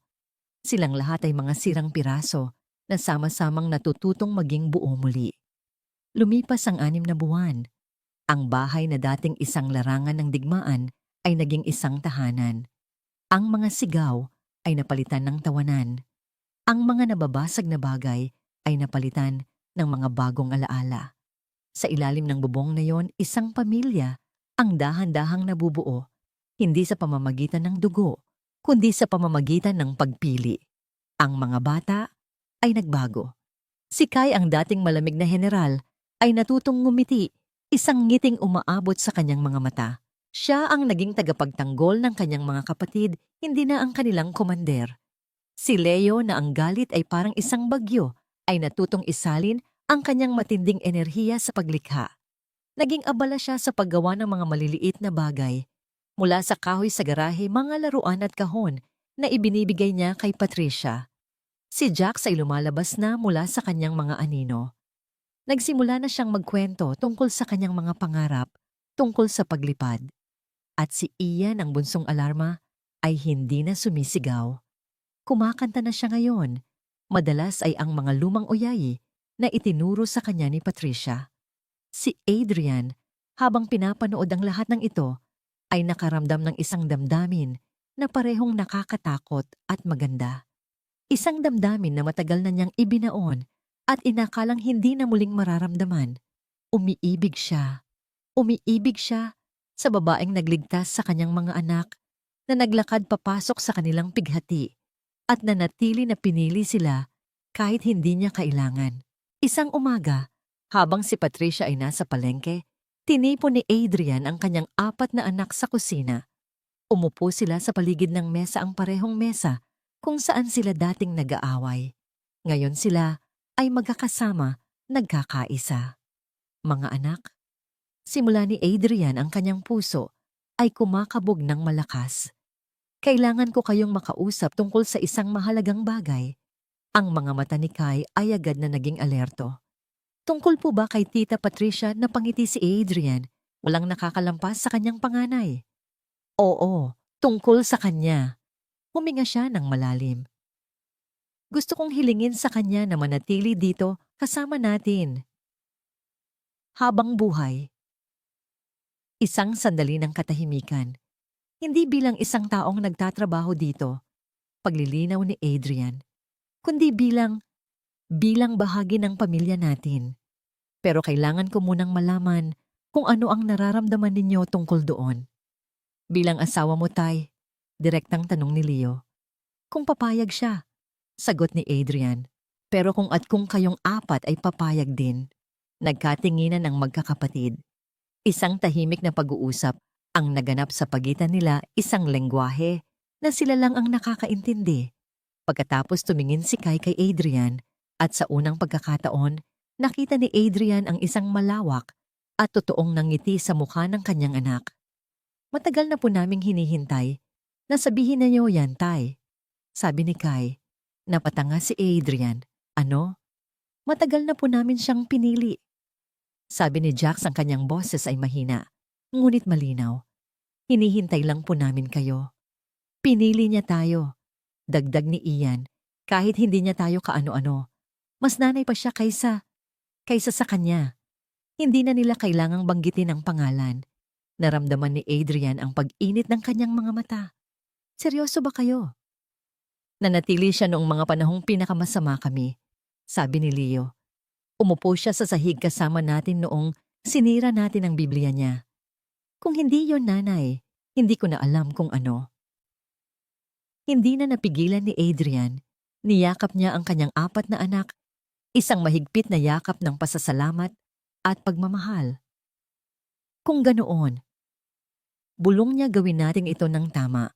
Siguraduhin nating malalaman niya kung gaano siya kahalaga sa ating lahat. Tutulong kami sa plano, masayang sabi ni Kai. Kailangan ko ang tulong ninyo, sagot ni Adrian. Para sa ating lahat ito. Ang mga sumunod na araw ay naging isang masayang sikreto. Ang 5 lalaki ng pamilya James ay naging isang grupo ng mga konspirador, nagpaplano sa likod ni Patricia. Dapat simple lang, sabi ni Kai sa isa nilang pulong sa garahe. Ayaw ni Tita Patricia ng mga magarbong bagay. Sa hardin imungkahi ni Leo. Doon sa hardin na sama-sama nating ginawa. Lutuan natin siya ng paborito niyang hapunan, sabi ni Jax. Adobong manok. At bibigyan ko siya ng mga bulaklak na itinanim natin. Masayang sabi ni Ian. Yung mga inalagaan natin. Pinanood ni Adrian ang kanyang mga anak, ang 4 na batang lalaki na dati puno ng galit ngayon ay nagpaplano kung paano magpakita ng pagmamahal. Isang milagro. Biyernes ng gabi habang tulog na ang mga bata, nagpunta si Adrian sa isang tindahan ng alahas. Pinili niya ang isang singsing na simple lang. Gawa sa ginto, walang malaking diamante. Sa halip meron itong 5 maliliit na bato na nakapalibot dito, isang asul na sapiro, isang berdeng esmeralda, isang pulang ruby, isang puting perlas, at isang maliit na diamante sa gitna. Bawat isa ay sumisimbolo sa kanila 4 na magkakaibang kulay na pinag-iisa ng isang matatag na pundasyon. Nang gabing iyon, habang hawak niya ang maliit na kahon sa kanyang silid, bumulong si Adrian ng isang panalangin. Ang unang totoong panalangin na sinabi niya sa loob ng maraming taon. Panginoon, kung nakikinig ka po, sana ito na. Sana pumayag siya. Sana maging pamilya na kami na nararapat para sa amin. Sa kabilang silid ang mga bata ay hindi rin makatulog sa sobrang kaba. Paano kung humindi siya? Nag-aalalang tanong ni Ian. Hindi yan hihindi. May kumpiyansang sabi ni Kai. Mahal niya tayo. Ipinapakita niya yon araw-araw. Paano kung palpak si tatay? Tanong ni Leo. Nagtawanan silang lahat ng bahagya. E di aayusin natin. Simpleng sagot ni Jax. Ganoon naman ang ginagawa ng pamilya, di ba? Nakatayo sa labas ng kanilang pinto. Narinig ni Adrian ang lahat. Ngumiti siya. Handa na sila. Handa na siya. Bukas ng gabi. Sabado. Ang araw na muli nilang susugal sa pag-ibig, ngunit sa pagkakataong ito, magkakasama sila. Paglubog ng araw ng Sabado, Ang hangin ay puno ng hindi maipaliwanag na kaba at pananabik. Si Patricia, na walang kamalay-malay sa masusing planong binuo, sa likod niya ay nagtataka sa kakaibang kilos ng mga bata buong araw. Sila ay palangiti puno ng sikreto at laging nagbubulungan. May sorpresa po kami sa inyo, Tita Patricia. Anunsyo ni Ian, hila-hila ang kanyang kamay. Kailangan niyo pong pumunta sa hardin. Ngayon na po. Pinalibutan siya ng 4 na magkakapatid. Ang kanilang mga mata ay nagniningning sa tuwa at dinala siya sa likod bahay. Bago pa man niya makita kung ano ang naroon, naramdaman na ni Patricia ang pag-init ng kanyang mga mata. Alam na niya sa kaibuturan ng kanyang puso na ang sandaling ito ay magbabago sa lahat. Ang hardin na dati isang piraso lamang ng lupa ay ngayon isang munting paraiso.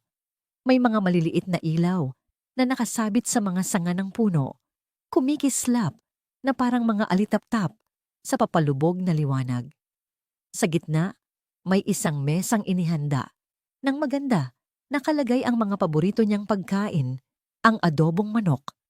Naamoy pa lang ay nagsasabing si Jax ang nagluto at ang mga bulaklak na itinanim nila na ngayon ay namumukadkad sa lahat ng kulay ay nakalagay sa isang florera. Anong lahat ng to? Nanginginig na tanong ni Patricia, ang kanyang kamay ay nasa kanyang dibdib. Hapunan po, sabi ni Kai. Para sa inyo. Pinaupo nila siya. Ang 4 na bata na dati hindi marunong mag-alaga, kahit sa sarili nila ay nagsilbi sa kanya. Si Leo ang naglagay ng kanin sa kanyang plato. Si Jax ang nagsandok ng adobo. Si Kai ang nagsali ng tubig sa kanyang baso. Bawat kilos nila ay puno ng pag-iingat at pagmamahal at pinapanood nila ang kanyang mukha na para bang iyon ang pinakamahalagang bagay sa buong mundo. Pagkatapos nilang kumain, tumayo si Ian. Lumakad siya patungo sa taniman ng mga bulaklak. Maingat na pumitas ng pinakamagandang rosas. Bumalik siya kay Patricia at inabot ito. Pinalaki po namin ito. Mahinang sabi niya. Para sa inyo. Kinuha ni Patricia ang bulaklak, ang kanyang mga kamay ay nanginginig. Napakaganda nito, mahal ko. Kasing ganda niyo po, bulong ni Ian. Sa sandaling iyon, tumayo si Adrian. Kasabay niya tumayo rin ang kanyang 4 na anak. 5 lalaki na katayo sa isang linya sa kanyang harapan. Tumingin si Patricia sa kanila at alam na niya. Alam na niya bago pa man may magsalita. Patricia. Nagsimula si Adrian, ngunit ang kanyang boses ay agad na nabasag. Huminga siya ng malalim at sinubukang muli. 6 na buwan na ang nakalipas. Pumasok ka sa buhay namin noong mga panahong kami ay nalulunod. Humakbang si Kai. Tinuruanan niyo po kami na hindi kami sira. Sunod si Leo. Tinuruanan niyo po kami na ayos lang magalit, pero mas malakas ang pagmamahal. Si Jax. Tinuruanan niyo po kami na may mga taong nananatili. At si Ian, ang kanyang maliit na boses, ay malinaw at sigurado. Tinuruanan niyo po kami kung ano talaga ang ibig sabihin ng pagmamahal. Ang mga mata ni Adrian ay basa na. At tinuruan mo ako na ang pangalawang pagkakataon ay hindi isang bagay na hinahanap. Ito ay isang bagay na binubuo. Araw-araw, isang pagpili sa bawat pagkakataon. Dahan-dahan lumuhod si Adrian sa damuhan. Kasabay niya lumuhod din ang kanyang mga anak. 5 lalaki nakaluhod nakatingin sa kanya. Patricia Taylor. Nanginginig ang boses ni Adrian.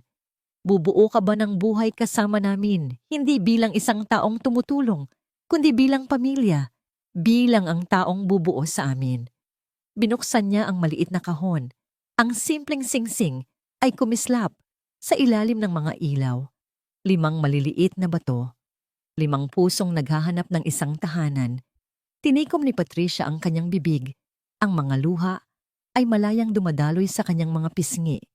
Pumarito ako para lang mabuhay. Bulong niya. Halos hindi na ako humihinga. At kayong 5, tinuruan ninyo ako kung paano muling mabuhay. Ibig sabihin po ba niyan ay oo? Puno ng pag-asang tanong ni Ian.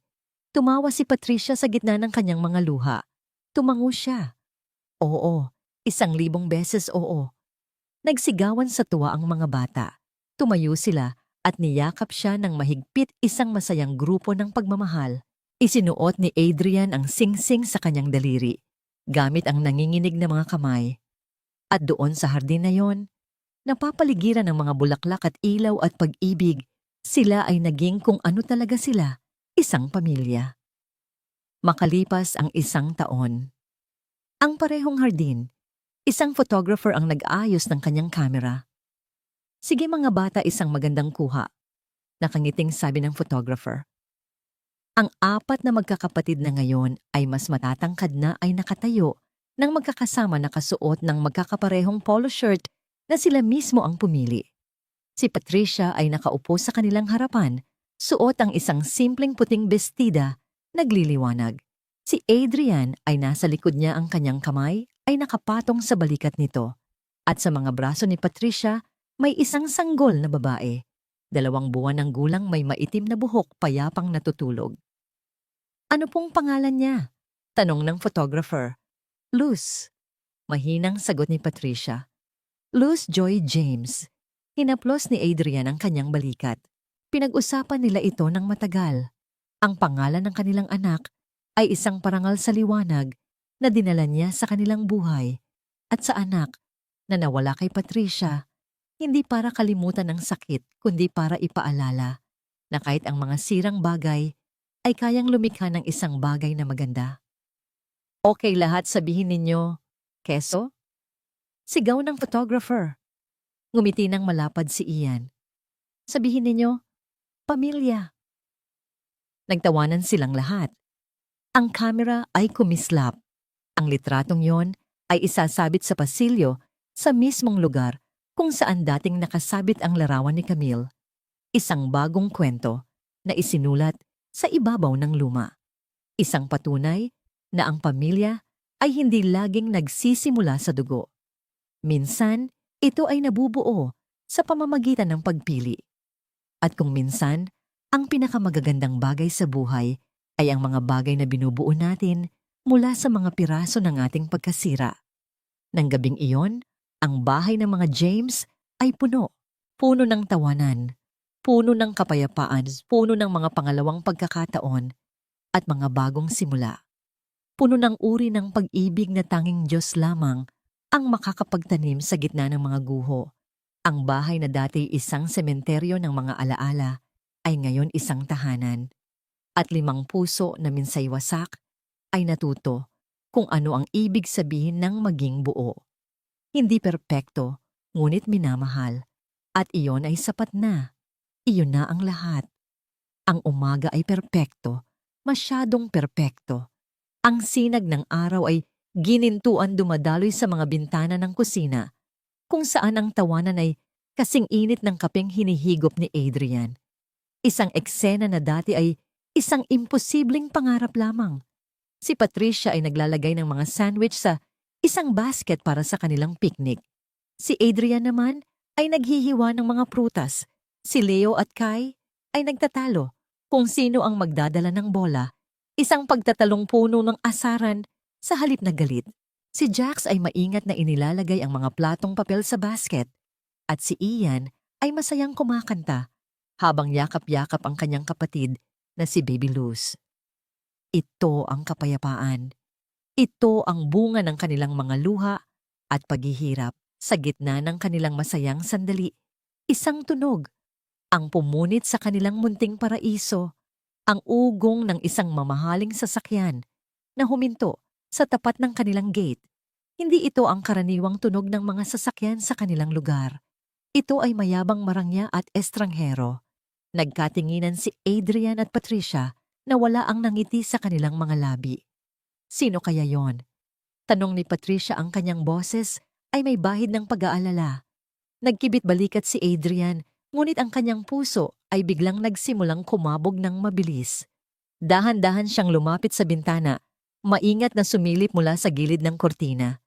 Ang sasakyan ay isang makintab na itim na Mercedes.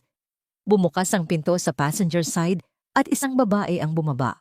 Ang paraan ng kanyang pagtayo Ang kanyang mamahaling damit, ang kanyang buhok, na perpektong nakaayos lahat, ay pamilyar, masyadong pamilyar.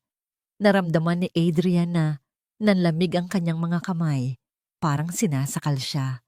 Ang anino na matagal na nilang tinatakbuhan, ang multo na matagal na nilang sinusubukang kalimutan, ay nagbalik. At mayroon itong mukha. Adrian, tawag ni Patricia, napansin ang biglaang pamumutla ng kanyang asawa. Hindi siya sumagot. Humarap siya kay Patricia at sa kanyang mga mata, nakita ni Patricia ang isang takot na matagal na niyang hindi nakikita.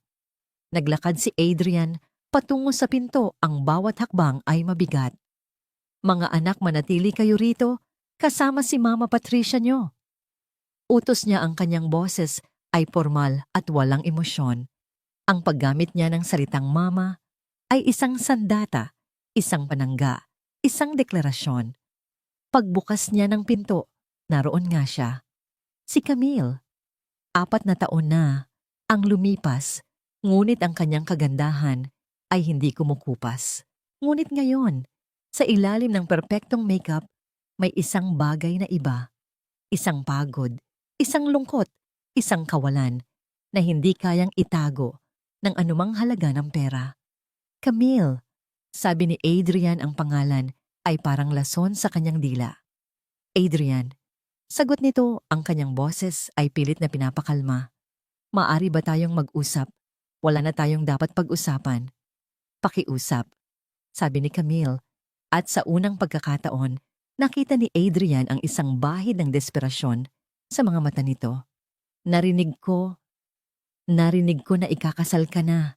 Narinig ko na may bago na sila. Sa loob ng bahay, ang mga bata na hindi napigilan ng kanilang kuryosidad ay sumilip mula sa may sala. Nakita nila ang babae sa may pintuan. Hindi nila siya gaanong naaalala, ngunit ang kanilang mga puso ay nakaramdam ng isang biglaang pagkirot, isang instinktibong reaksyon sa isang panganib na hindi nila maintindihan. Automatikong humakbang si Kai, bahagyang hinaharangan ang kanyang mga kapatid. Ang mga kamao ni Leo ay muling kumuyom. Si Jax ay umatras, ang kanyang mga mata ay naghahanap ng anino kung saan maaaring magtago. At si Ian ay tumakbo at niyakap ang mga binti ni Patricia, ang kanyang maliit na muka ay ibinaon sa damit nito. Si Patricia, na hawak si Baby Luz, ay niyakap si Ian, pabalik ang kanyang katawan ay naging isang pader ng proteksyon. Gusto ko lang silang makita. Pagpapatuloy ni Camille, ang kanyang mga mata ay nakatingin sa likod ni Adrian, sinusubukang silipin ang mga bata. Isang beses lang, bago sila magkaroon ng opisyal na bagong ina. May karapatan naman siguro ako, hindi ba?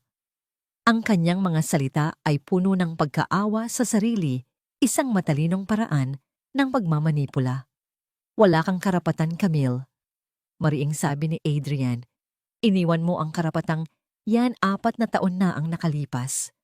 Nagkamali ako, alam kong nagkamali ako, pero mga anak ko pa rin sila. Bago pa man makasagot si Adrian, isa pang tunog ang kanilang narinig. Ang doorbell. Nagulat silang lahat.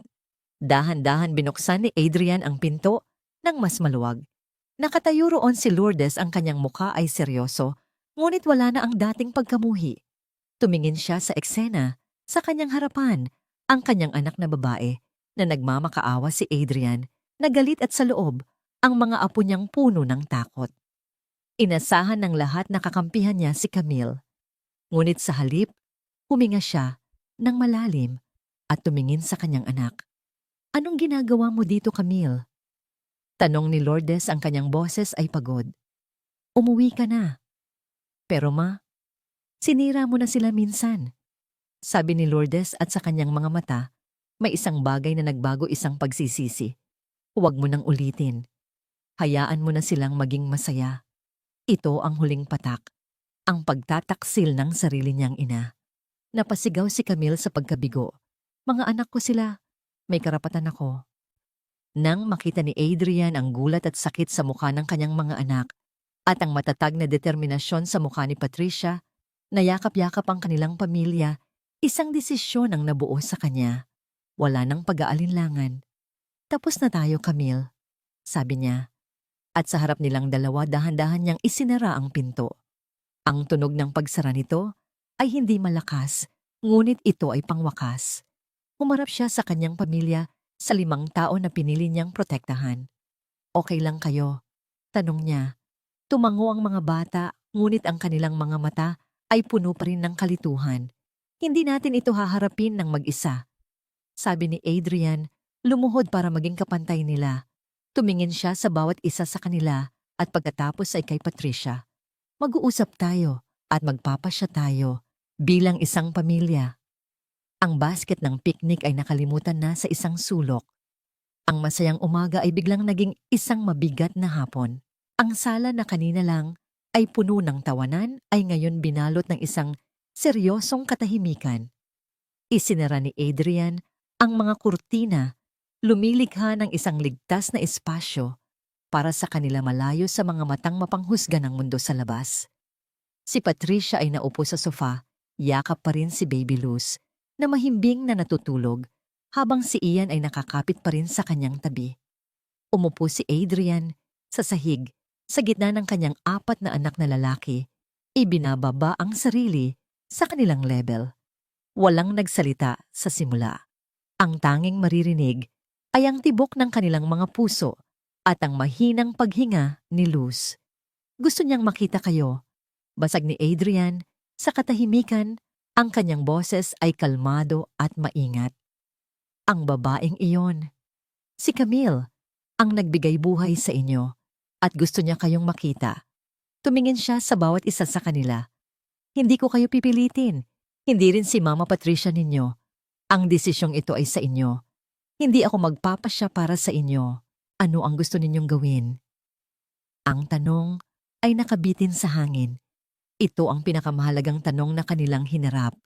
Si Patricia ay nanatiling tahimik, ang kanyang presensya ay isang matatag na suporta, ngunit hindi nakikialam. Alam niyang ang sandaling ito ay hindi tungkol sa kanya. Ito ay tungkol sa mga bata na nag-aangkin ng kanilang sariling kapangyarihan, ng kanilang sariling kwento. Si Leo, ang unang nagsalita, ang kanyang boses ay nanginginig sa pinipigilang emosyon. Bakit ngayon lang 4 na taon? 4 na taon siyang wala. Nasaan siya noong kailangan namin siya? Ang nanay. Ang nanay dapat yung naiiwan, hindi yung umaalis. Ang kanyang mga salita ay tumama na parang mga bato.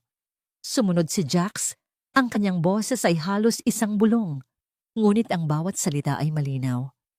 Ayoko na pong magtago ulit. Sa tuwing may bagong dumarating, nagtatago ako. Noong dumating si Mama Patricia, tinuruan niya akong lumabas. Kapag bumalik yung isa, baka kailanganin ko na namang magtago. Ayoko na. Lahat ng mga mata ay napunta kay Kai, ang panganay, ang general. Ang bigat ng mundo ay laging nasa kanyang mga balikat.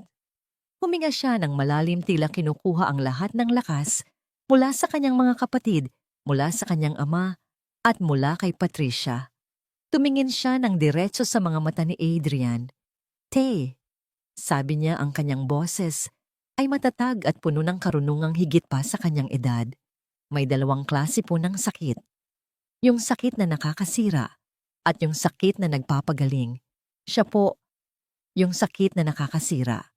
Pagkatapos tumingin siya kay Patricia, isang tinging puno ng pagmamahal at pasasalamat. Ang nanay po namin ay yung nag-aalaga ng mga sugat namin, hindi yung gumawa ng mga sugat. Ang mga salitang iyon ang naging pangwakas na hatol. Walang pag-aalinlangan, walang galit. Tanging ang malinaw at simpleng katotohanan. Naramdaman ni Adrian ang pag-agos ng lunas sa kanyang buong katawan. Hindi dahil sa nakuha niya ang sagot na gusto niya, kundi dahil sa nasaksihan niya ang katatagan ng kanyang mga anak. Sila ay buo na. Sila ay gumaling na. Tumayo si Adrian at inilahad ang kanyang kamay kay Patricia. Samahan mo ako. Magkahawak kamay silang lumabas ng bahay. Si Camille ay naghihintay pa rin sa labas, nakasandal sa kanyang kotse. Si Lourdes ay nasa di kalayuan, tahimik na nagmamasid. Napagpasyahan na nila. Simpleng sabi ni Adrian. At itanong ni Camille, ang kanyang boses ay may bahid ng takot. Hindi kanila gustong makita, Camille. Hindi pa ngayon. Siguro balang araw. Pero hindi ngayon. Ang kailangan nila ngayon ay kapayapaan. Ang kailangan nila ay ang pamilya nila. Tumingin si Patricia kay Camille, hindi ng tagumpay, kundi ng habag. Sana mahanap mo rin ang kapayapaan mo, Camille. Sabi niya ang kanyang boses ay tapat. Lahat tayo ay may karapatan doon. Iyon na. Walang sigawan, walang sumbatan. Tanging ang tahimik na pagtanggap sa katotohanan. Walang imik na pumasok si Camille sa kanyang kotse. Bago ito umandar, nagtama ang kanilang mga mata ni Lourdes, isang huling malungkot na pagtingin sa pagitan ng mag-ina. Pagkatapos ang Mercedes ay umalis, dala ang isang nakaraan na wala ng lugar sa kanilang hinaharap. Naglakad si Lourdes palapit. Tumigil ito sa harap ni Adrian. Inalagaan mo sila. Sabi niya, ang kanyang boses ay basag. Hindi ito isang tanong kundi isang pag-amin. Tumango si Adrian. Isang maikling makahulugang sandali ang lumipas sa pagitan nila. Isang pagpapatawad na hindi kailangan ng mga salita. Pagkatapos, tumalikod na rin si Lourdes at umalis. Pumasok si Adrian at Patricia sa loob ng bahay. Isinara nila ang pinto. At sa pagsara nito, isinara na rin nila ang huling kabanata ng kanilang sakit. Nang gabing iyon ng piknik ay hindi natuloy. Sa halip, nagsiksikan silang lahat sa isang malaking sofa sa sala, nanonood ng isang cartoon. Si Kai at Leo ay magkatabi, ang kanilang mga balikat ay magkadikit. Si Jax ay nakaupo sa sahig, nakasandal sa mga binti ni Adrian. Si Baby Luz ay natutulog sa kanyang kuna. Dahan-dahan umakyat si Ian sa kandungan ni Patricia. Isinandal niya ang kanyang ulo sa dibdib nito, nakikinig sa tibok ng puso nito. Amoy araw, amoy kalinga, amoy tahanan. Sa gitna ng ingay ng cartoon at ng mahinang paghilik ni Luz, yumakap siya ng mahigpit at bumulong ng isang salita. Isang salitang simple, ngunit naglalaman ng lahat. Nanay. Niyakap siya ni Patricia, pabalik ang kanyang mga braso ay humigpit sa paligid ng bata. Ang mga luha ay nagsimulang dumaloy sa kanyang mga pisngi, ngunit sa pagkakataong ito, ang mga ito ay mga luha ng dalisay na kagalakan. Ang kanilang pamilya ay hindi lamang gumaling. Ito ay sinubok ng pinakamatinding apoy. At sa huli, hindi ito nasunog. Ito ay naging mas matatag. Hindi na sila isang pamilyang binuo mula sa mga sirang piraso. Sila ay isang pamilyang pinili, at ang pagpiling iyon ang nagbigay sa kanila ng kalayaan, ang nagbigay sa kanila ng lahat.